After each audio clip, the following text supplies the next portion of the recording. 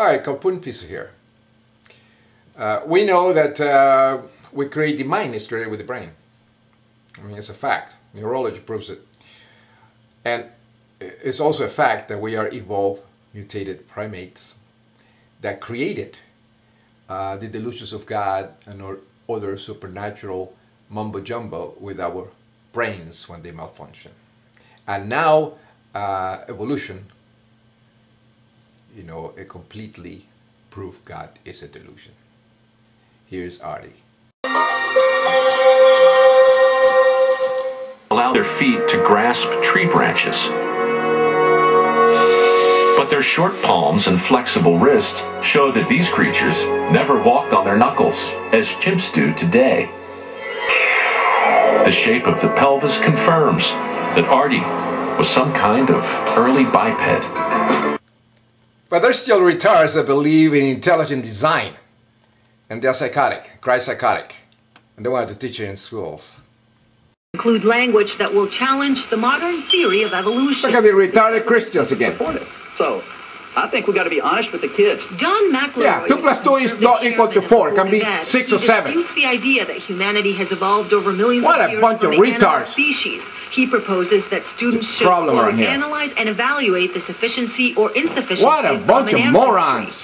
Biologist David Back in the Middle Ages. The evidence supporting evolution is clear. That's right. He insists that people who want to change the curriculum are motivated by religious belief. Yeah, they're retarded. Isn't a debate they belong in mental institutions. The problem is that people with particular religious viewpoints... No, the problem is that religious beliefs are not defined for a psychosis. It is. To inject religion into the science class. That's right, no. Evolution is widely accepted by the scientific community Disorder. as the basis for teaching biology to children. Places Some idiots scientists question insane aspects asylums. of the theory, like gaps and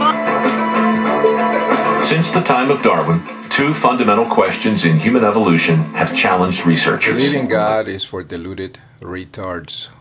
We are nothing but evolved mutated primates. How and why our ancestors began to walk habitually on 2 legs. The Ardipithecus discovery now represents the earliest hominid skeleton. But Ardipithecus is a creature so new, so unexpected, that visualizing it is difficult, even for the scientist.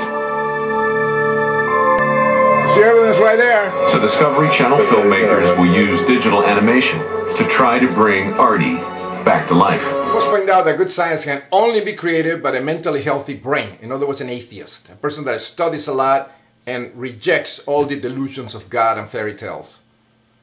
That's the only way you can do it. 3-dimensional digital images.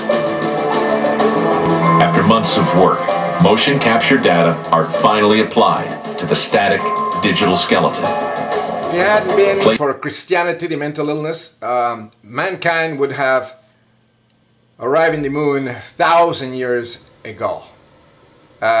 Christian teaching is nothing but stagnate the intellect.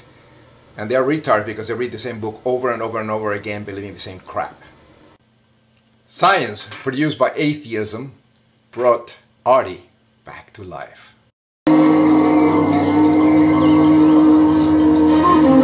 Here's Adam!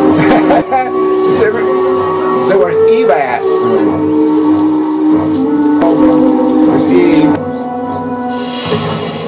They are Christians, meet your ancestor. It's striking to us because here's an animal that truly is primitive, and yet it's embarked upon a career of walking bipedally. Second nature. That we tend to think it's a very natural form of locomotion. Yeah. No, God has nothing to do with it. There's some imaginary friend gods and crap but like are that. there even older hominid fossils out there, waiting to be found? That's right. Surely there's no better place to look than here in Ethiopia. Yes, the cradle of mankind. We were black long ago and we evolved. It's given us a much longer sequence of human evolution in the form of snapshots at different time planes. So not just one fossil now, but a series of hominid fossils, like a time-lapse film chronicling how the human lineage changed. Human lineage was extracting Ardipithecus from the sediments at Aramis. Project scientists were busy elsewhere in the study area, probing more deeply in time in search of Artie's ancestors. And this was 10 years ago they were studying all this. 15 years ago. Paleoanthropologist Johannes Haile Selassie and geologist Gide Wolde Gabriel were searching an area to the west of Aramis, million years older. After years of searching, the Ethiopians made a new and significant find. Fossils that would be dated at 5.7 million years old, among the oldest hominids ever found. Here, in the searing heart of Ethiopia's Afar Depression, the scientists have found hominid teeth and bone fragments more than 1 million years older than the Ardi skeleton. Ardipithecus kadaba. In the local Afar language, kadaba means this ancient father, along with others from Chad and Kenya, are still very fragmentary. It'll take a while to study them. So far, there's no skeleton for this early time period. So with these discoveries, we're pushing our evolutionary history back to about 6 to 7 million years ago, and we're not done yet. We think we're getting closer to the common ancestor between chimpanzees, who are our closest relatives, and scientists at the forefront of this research. This vast continent will continue to produce new and important fossil discoveries. Yeah, that's where we came from. Africa, people, we're all black.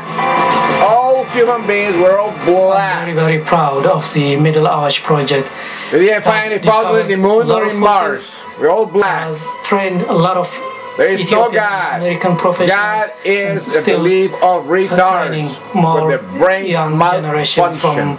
Here are the and it's all produced by scientists, in other words, mentally healthy people. Being a paleoanthropologist is all about being able to find the fossils, analyze them, prepare them, clean them, analyze them, study them, and share the knowledge that you get out of these fossils with the rest of the scientific community and the public, the general public.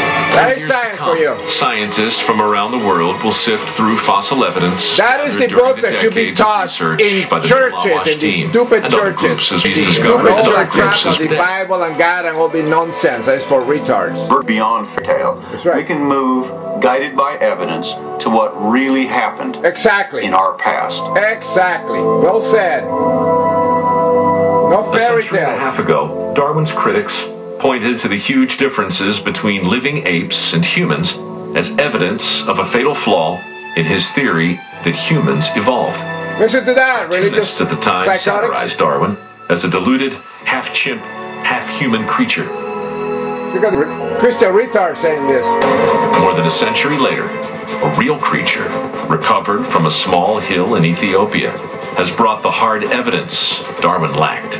Ardipithecus has finally removed the barrier once thought to separate us from the rest of the living world. And in this valley we have found our roots. We've been able to trace those roots for 6 million years into the past and to put together a record of human evolution that is not only comprehensive, it's also very clear and is very compelling. We evolved. That's right.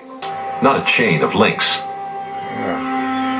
Today, Homo sapiens is just one twig on life's vast and spreading tree. But the christ-psychotic retards don't understand, because they're ignorant of science, is that DNA, our cells, prove evolution. Right there. It's right there. They're too stupid to... Even though Ardipithecus lived far back along our branch of the family tree, it already had important traits found today only in our species. Ardipithecus shows that we did not evolve from chimpanzees, and it also reveals that we were not created apart from the rest of life on Earth. Nope, humans evolved as part of the natural world, just like all other animals. That's right, DNA proves it. Well said.